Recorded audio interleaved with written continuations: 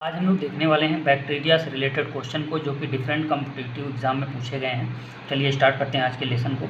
सबसे पहला क्वेश्चन यहाँ पे दिया गया है दोस्तों, बैक्टीरिया वेयर डिस्कवर्ड बाय। तो बैक्टीरिया की डिस्कवरी किसने किया था? बैक्टीरिया की जो डिस्कवरी थी दोस्तों वो था लीवेनहॉक के द्वारा किया गया था। किसने किया था? लीवेनहॉक, एवी लीवेनहॉक। इसीलिए इनको क्या बोला जाता है? फादर ऑफ बैक्टीरियोलॉजी या फिर माइक्रोबायोलॉजी।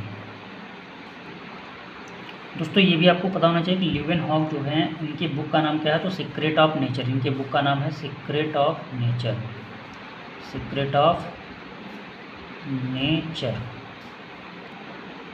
बाकी आंसरों को भी हम लोग देख लेते हैं दोस्तों। इसमें क्या लिखा है? लीनियस। तो लीनियस इन्होंने नॉमेनक्लेचर, बायनॉमियल नॉमेनक्लेचर से रिलेटेड है।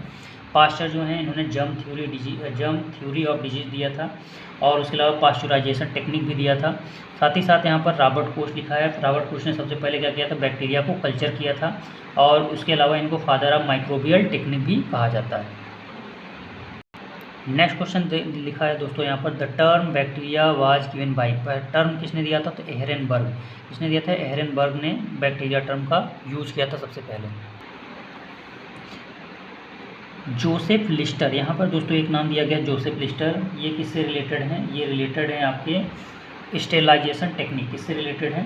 स्टेरिलाइजेशन टेक्निक से रिलेटेड है। ये भी आपको पता होना चाहिए। Joseph Lister. पास्चर को आपने देख ही लिया, जर्म थ्योरी ऑफ डिजीज और pasteurization technique. Leeuwenhoek father of microbiology या फिर बैक्टीरियोलॉजी। सबसे पहले बैक्टीरिया की डिस्कवरी इन्होंने किया था। थर्ड क्वेश्चन देख लेते हैं दोस्तों यहाँ पर, the bacteria were first of all cultured by. सबसे पहले बैक्टीरिया को कल्चर किसने किया था? तो अभी हमने देखा रॉबर्ट कोच ने। फोर्थ क्वेश्चन देख लेते हैं दोस्तों, who put forward germ disease. तो जर्म थ्योरी डिजीज अभी हम लोगों ने जैसा कि डिस्कस किया, किसने डिस्कस किया था? पास्चर ने, जो पास्चुराइजेशन टेक्निक से रिलेटेड है। फिफ्थ क्वेश्चन देख लेते हैं दोस्तों यहाँ पर, mitosis is present in which bacterium. किस बैक्टीरिया में माइटोसिस देखने को मिलता है? जनरली दोस्तों बैक्टीरिया में आपको हेमाइटोसिस देखने को नजर आता है, लेकिन कौन सा बैक्टीरिया ऐसा जो माइटोसिस शो करता है, जिसको माइटोसिस हम लोग क्या बोलते हैं? इक्वेशनल डिवीजन बोलते हैं। तो कौन सा बैक्टीरिया ऐसा होता है जो माइटोसिस शो करता है? तो बैसिलस मेगाथीरियम। बैसिलस मेगाथीरियम जो है वो माइटोसिस शो करता है। बाकी ऑप्शन को देख लेते हैं दोस्तों यहाँ पर। बाकी ऑप्शन में क्या लिखा है यहाँ पर? नाइट्रोसोमोनास। ये क्या है? एक अमोनिफाइंग बैक्टीरिया है, यानी कि कीमो सिंथेटिक बैक्टीरिया होता है, यानी केमिकल की सहायता से अपने फूड को तैयार करता है, केमिकल के ऑक्सीडेशन से। क्लॉस्ट्रीडियम बॉटुलिज्म क्या होता है? फूड पॉइजनिंग काज करता है, और ये क्या है? ग्राम पॉजिटिव बैक्टीरिया है। जनरली दोस्तों जितने ग्राम नेगेटिव बैक्टीरिया होते हैं वो डिजीज काज करते हैं, लेकिन पूछा जाए ग्राम पॉजिटिव बैक्टीरिया कौन सा होता है जो डिजीज काज करता है? तो क्लॉस्ट्रीडियम बॉटुलिज्म। ये ग्राम पॉजिटिव होते हुए भी क्या करता है? डिजीज काज करता है। नेक्स्ट क्वेश्चन देख लेते हैं दोस्तों यहाँ पर, विच ऑर्गेनेल इज कॉल्ड कॉन्ड्रियोइड। कॉन्ड्रियोइड क्या होता है दोस्तों? माइटोकॉन्ड्रिया के ग्रुप को कॉन्ड्रियोइड बोला जाता है। तो यहाँ पर बैक्टीरिया में माइटोकॉन्ड्रिया तो प्रेजेंट होता नहीं है, तो माइटोकॉन्ड्रिया का फंक्शन कौन करता है? जो सेल मेम्ब्रेन होता है उसका मॉडिफिकेशन, जिसको हम लोग क्या बोलते हैं? मीसोसोम बोलते हैं। ये जो होता है वो कॉन्ड्रियोइड कहा जाता है, क्योंकि ये माइटोकॉन्ड्रिया का फंक्शन रोल प्ले करता है।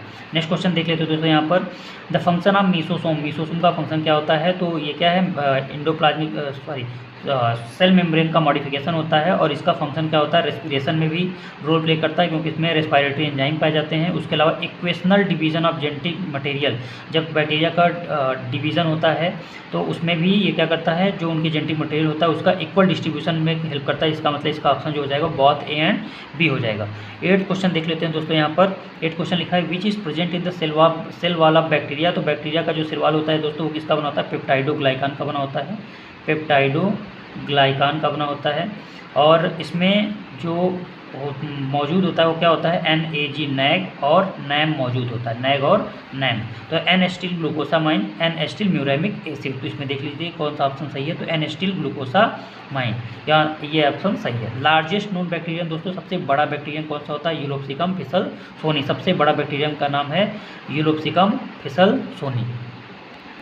अगला क्वेश्चन देख लेते हैं दोस्तों यहाँ पर, ई कोलाई इस बैक्टीरियम कैसा बैक्टीरिया है? तो ये पेरीट्राइकस है। पेरीट्राइकस का मतलब होता है दोस्तों कि कोई बैक्टीरिया उसके बॉडी में अगर होल बॉडी में क्या मौजूद हो? फ्लैजेला मौजूद हो, तो उसको हम लोग क्या बोलते हैं? पेरीट्राइकस बोलते हैं दोस्तों। मोनोट्राइकस का मतलब क्या होता है? अगर सिंगल फ्लैजेला एक इन पे मौजूद हो तो उसे बोलते हैं मोनोट्राइकस। एम्फीट्राइकस का मतलब होता है सिंगल फ्लैजेला दोनों इन पे मौजूद हो तो उसको बोलते हैं एम्फीट्राइकस। और लोफोट्राइकस का मतलब होता है टफ टॉप फ्लैजेला मौजूद हो दोस्तों दोनों इंड पे। Tuft top flagella present on both end, दोनों इंड पे अगर टफ टॉप फ्लैजेला मौजूद है तो उसे बोलते हैं लोफोट्राइकस। नेक्स्ट क्वेश्चन देख लेते हैं दोस्तों यहाँ पर। When a group of flagella is present at one in only, केवल एक इन पर मौजूद है तो उसको हम लोग क्या बोलते हैं दोस्तों, सिफाइलोट्राइकस बोलते हैं। लेकिन यहाँ पर ऑप्शन नहीं दिया गया तो नन ऑफ दीज भी टिक कर सकते हैं हम लोग। नेक्स्ट क्वेश्चन देख लेते हैं दोस्तों। When a cube packet of 8 to 64, 8 से 64 के ग्रुप में अगर कोकाई मौजूद है यानी स्फेरिकल बैक्टीरिया मौजूद है तो उसको हम लोग क्या बोलते हैं, सार्सिनी बोलते हैं। क्या बोलते हैं दोस्तों, सार्सिनी बोलते हैं। स्ट्रेप्टोबैसिलस, स्ट्रेप्टोबैसिलस का मतलब क्या होता है दोस्तों, चेन ऑफ रॉड्स। अगर रॉड की चेन पाई जाए तो उसको हम लोग किस नाम से बुलाते हैं, स्ट्रेप्टोबैसिलस बोलते हैं। वैसे यहाँ पे स्टेफिलोकोकस, स्टेफिलोकोकस क्या होता है दोस्तों, बंच ऑफ ग्रेप्स, यानी कि अगर ग्रेप्स के बंच की तरह अगर बैक्टीरिया का अरेंजमेंट हो तो उसको हम लोग क्या बोलते हैं, स्टेफिलोकोकस बोलते हैं। और चेन ऑफ स्फीयर दिया है तो उसको क्या बोलते हैं दोस्तों, स्ट्रेप्टोकोकस बोलते हैं। नेक्स्ट क्वेश्चन देख लेते हैं दोस्तों यहाँ पे। प्रेजेंस और absence of capsule in bacteria is due to, इसके कारण होता है तो जेनेटिकली फिक्स्ड होता है। ये कैसा होता है, जेनेटिकली फिक्स्ड, यानी बैक्टीरिया में कैप्सूल मौजूद है या नहीं मौजूद है वो जेनेटिकली फिक्स्ड होता है।